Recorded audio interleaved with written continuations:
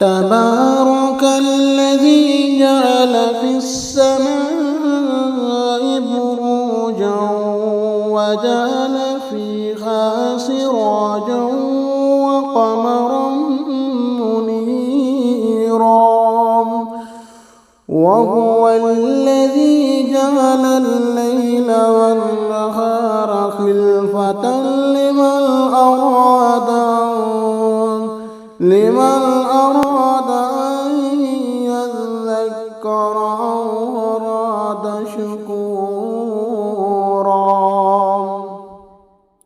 وعباد الرحمن الذين يمشون على الأرض هونا وإذا خاطبهم الجاهلون قالوا سلاما.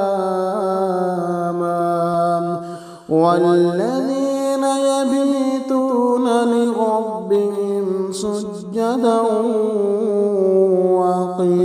وقياما والذين يقولون ربنا اصرف عنا عذاب جهنم إن عذابها كان غراما إنها ساءت مستقرا ومقاما. والذين إذا أنفقوا لم يسرفوا ولم يقتروا وكان بين ذلك قواما. والذين لا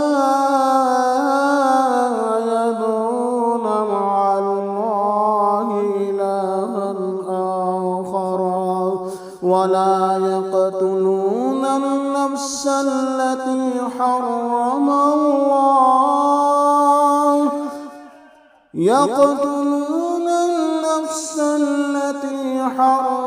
الله إلا بالحق ولا يزنون ومن يفعل ذلك يلقى أثاما يضاعف له العذاب يوم القيامة ويخلد فيه مهانا إلا من تاب وآمن وعمل صالحا فأولئك يبدل الله سيئاتهم حسنات وكان الله غفورا رحيما. ومن تاب وعمل صالحا فإنه يتوب إلى الله متابا. والذين لا يشهدون الزور وإذا مروا باللغو مروا كراما. والذين إذا ذكروا بآيات ربهم لم يخروا عليها صما وعميانا.